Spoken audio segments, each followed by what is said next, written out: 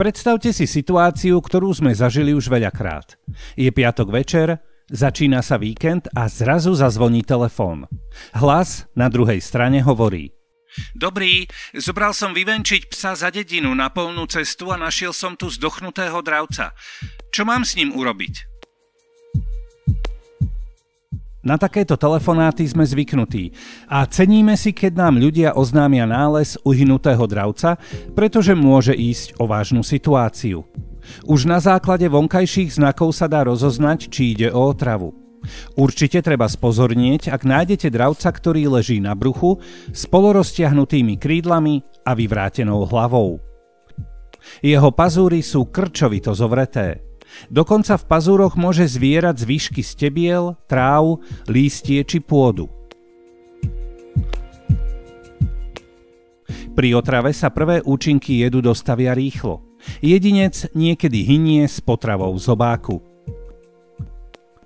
Okrem dravých vtákov je otrávená návnada rovnako nebezpečná pre každý druh, ktorý s ňou príde do kontaktu.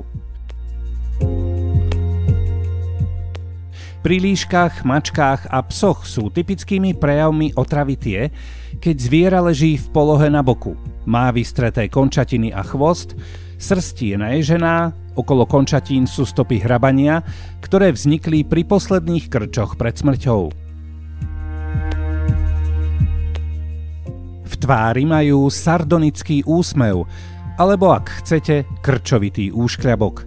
Samozrejme, okolo jedinca môžu byť zvratky alebo trus. Je dôležité dávať pozor, pretože v okolí môžu byť aj ďalšie uhynuté zvieratá alebo dokonca samotná otrávená návnada.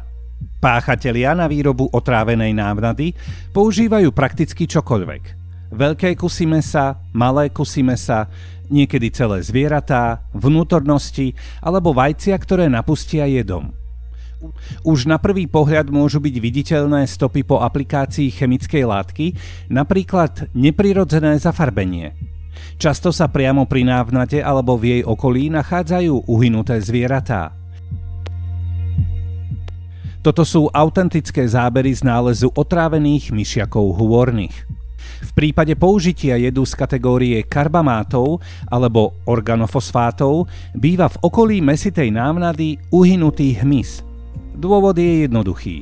Karbamáty a organofosfáty pôsobia ako insekticídy, teda jedy zabíjajúce hmyz. Preto keď hmyz, ktorý sa živí s dochlinami alebo chce do zdochliny naklásť vajíčka, príde do kontaktu s týmto jedom, otrávi sa tiež. Často sú okolo otráveného jedinca alebo návnady popadané stovky chrobákov a múch.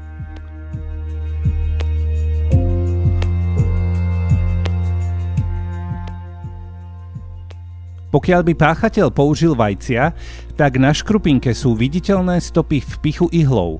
Dierka môže byť zatavená voskom, alebo je vajce označené nápisom Pozor, jed. Keď nám niekto zavolá, tak sa ho pýtame na tieto znaky. A čo robiť, keď podozrenie na otravu pretrváva? Dozviete sa to v ďalšom videu.